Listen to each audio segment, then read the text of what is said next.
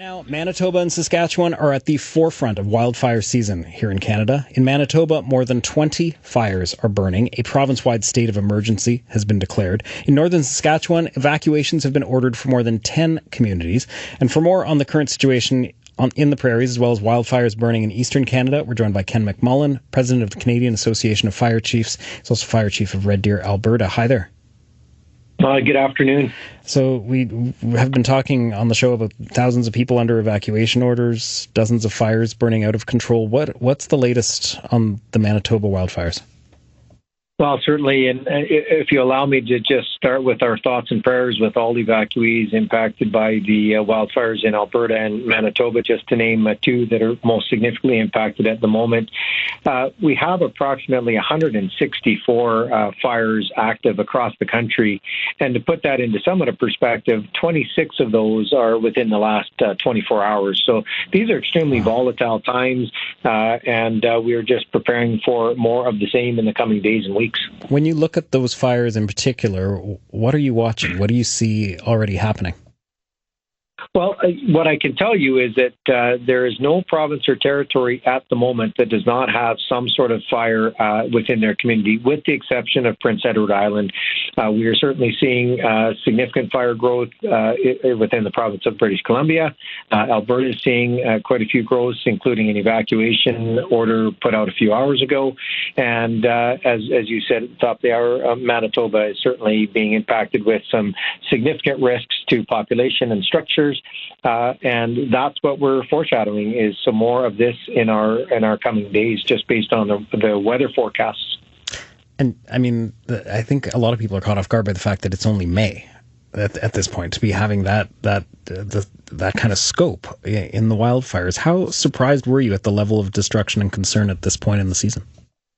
Well, I think you have to put into perspective that this is what we do every day as fire chiefs. We watch and monitor this, and unlike some, we do remember in January what happened the previous July, and I mean that somewhat tongue in cheek, but it often seems as though our politicians, our community members, as a generality, listen to our fire chiefs and our recommendations when we're dealing with fires, and we get good uptake when we're having meetings with elected officials in July and August, because we can simply say it is happening. It's not a if or a maybe, it's happening.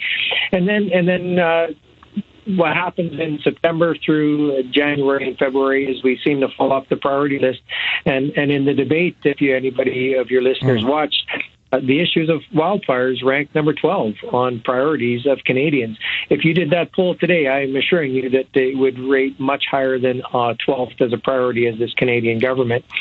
So as the fire chiefs, we need to make this top of mind every day. And part of our advocacy continues to be for the creation of a national fire administration, which would ensure that this is top of mind to all politicians every day, because there are many, many items beyond wildfire that are important to Canadian safety.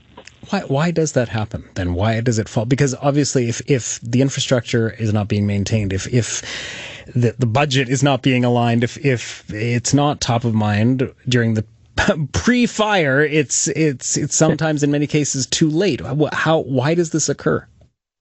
Yeah, I would just profess that it's somewhat human nature. We forget about things. We as human population, and not to get too far down a path here, but think of the things that we learned from COVID. And we said to ourselves, well, we'll never go back to the old way of doing things. And we probably have walked away from that and probably got back to some bad habits, even though we think as a society we learned and should do different. Fire is no different. There's still a notion that it won't happen to me, or that only happens to others that aren't prepared for it. It's just false. It happens and can happen to everybody and anybody. And we as the fire sector need to remind people to do what they can to reduce the risks on their own properties and to best prepare in the event that they're in a community faced by a wildfire. I mean, when it comes to those evacuations that you're seeing right now, and to expand that further to how these fires are being dealt with, is there an indication that lessons have been learned along the way when it comes to planning or preparations as well, based on the wildfires from past summers? Yeah, I certainly give credit to our government. They've put some effort into programs like fire smarting and giving provinces and territories and municipalities opportunities to apply for fire smarting within their communities. And I know that some communities have taken us up on that. The principles of fire smarting is something that anybody, without a lot of money, if any money, can look at. If you go online and you Google fire smart principles, it's going to give you some really, really good advice of what you can do personally around your property that'll help reduce your risks of fire. They're going to tell you to remove combustibles from up and around your property. They're going to ask you to look for overhanging branches above your roofs and your eave trough lines. Those are some really helpful things that you can do on the outside. Some personal preparedness tips. You've heard us talk about having a 72-hour kit.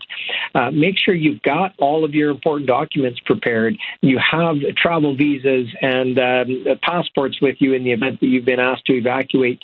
Now's the time to prepare. And quite honestly, from this moment until the end of the summer months or even into October, November, none of us can say that it won't happen to us. All of our provinces and territories are at risk for an event, whether that be a wildfire or another event that you might be asked to be evacuated.